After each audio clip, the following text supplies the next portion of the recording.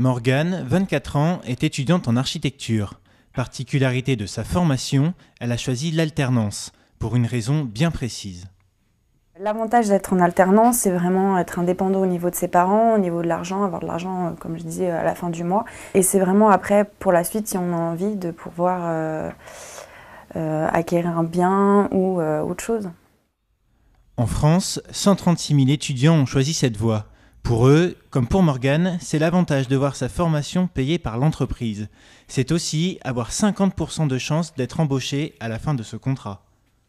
C'est vraiment grâce à l'alternance que j'ai pu en fait montrer mes capacités et pouvoir prétendre après avoir un CDI.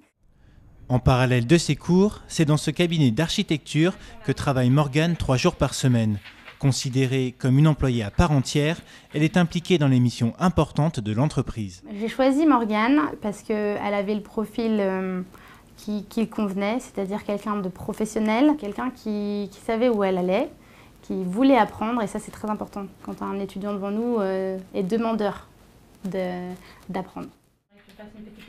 Accompagner un étudiant en alternance, c'est aussi l'aider dans ses projets personnels.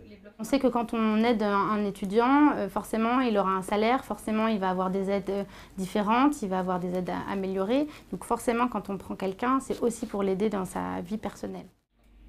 Pour lutter contre le chômage des jeunes, le gouvernement prévoit la création de 500 000 contrats d'alternance d'ici 2017.